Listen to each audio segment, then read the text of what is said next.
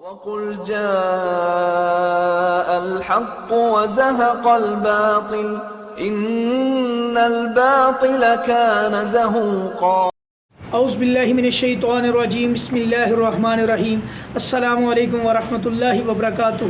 رب اشرح لی صدری ویسر لی امری واحلل عقدۃ من لسانی یفقہوا قولی۔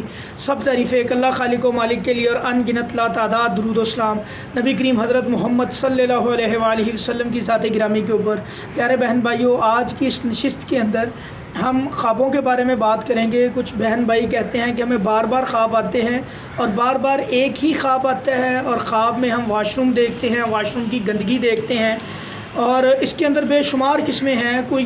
کچھ اس کے بارے میں میرا جو ٹاپک ہے وہ کچھ جادو کے حوالے سے میں بات کروں گا کہ جو ہمارے پاس، کیونکہ زیادہ تر پیشنٹ جو ہوتے ہیں میں ان کے حوالے سے بات کروں گا۔ جو سوال ہے کہ جادو کے جو پیشنٹ ہوتے ہیں ان کو گندگی واش روم کی کیوں نظر آتی ہے، اب اس سے ریلیٹڈ کچھ شکلیں اور بھی ہیں کہ بعض اوقات گندگی اپنے کپڑوں کے اوپر لگی دیکھنا، ٹھیک ہے، یا گندگی کھاتے۔ کچھ ایسے بھی پیشنٹ ہوتے ہیں جو کہہ رہے ہیں کہ ہم ایسے خواب آتے ہیں کہ ہم گندگی کھا رہے ہوتے ہیں، یا ہم گندگی کے اندر لت پاتے ہیں، گندی جگہوں پہ ہیں، اس میں واش روم کی گندگی بھی ہے، ٹوائلٹ کے اندر گندگی، ٹوائلٹ والی گندگی بھی ہے۔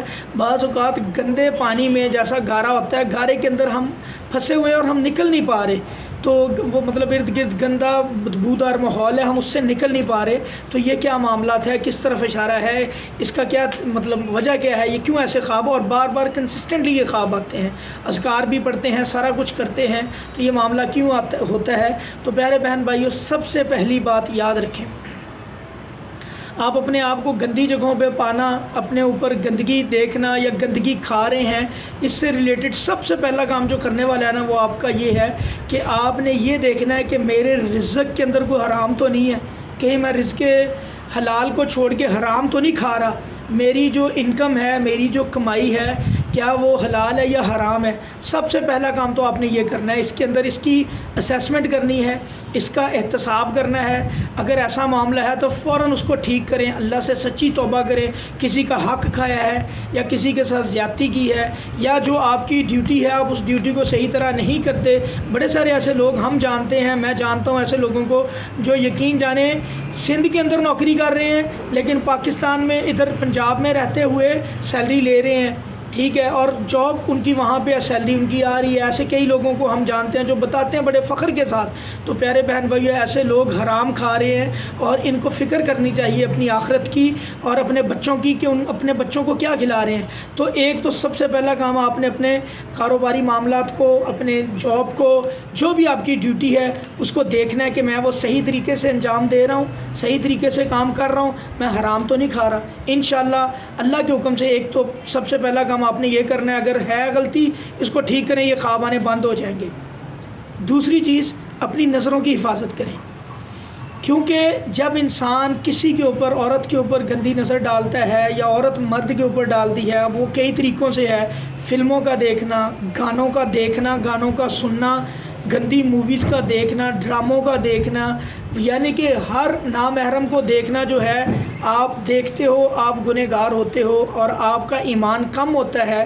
آپ اپنے ایمان کی آپ نے حفاظت کرنی ہے اور اپنی نظروں کو کسی طرف، نظروں کو روکنا ہے، اپنی نظروں کی حفاظت کرنی ہے۔ پیارے بہن بھائیوں، ایک یہ کام کرنا ہے، جب آپ اسی کی نظروں کی حفاظت کرنی شروع کر دو گے نا، نبی کریم صلی اللہ علیہ وسلم نے فرمایا جو بندہ اپنے نظروں کی حفاظت کرتا ہے، اپنی نظروں کو اپنے کنٹرول میں رکھتا ہے، نامحرم کے اوپر اس کی نظریں نہیں اٹھتی، تو وہ صحیح ایمان کا مزہ چکھ لیتا ہے۔ تو میرے پیارے بہن بھائی، سب سے پہلا کام رزق حلال کھانا ہے، دوسرا اپنی نظروں کی حفاظت کرنی ہے، آپ کا ایمان مضبوط ہوگا اور ایمان کی انشاءاللہ اس مٹھاس کو آپ چکھیں گے جس سے آپ کا ایمان بھی مضبوط ہوگا، آپ روحانی طور پہ بھی مضبوط ہوں گے۔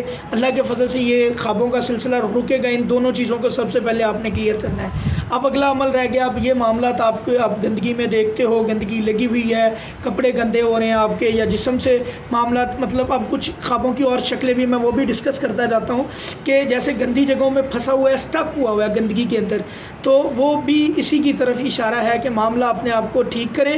انشاءاللہ جب آپ ٹھیک کریں گے ٹھیک ہوں گے۔ اب بعض اوقات صرف واش روم نظر آتا ہے بندے کو، صرف واش روم کی گندگی نظر آتی ہے اور بار بار نظر آتی ہے۔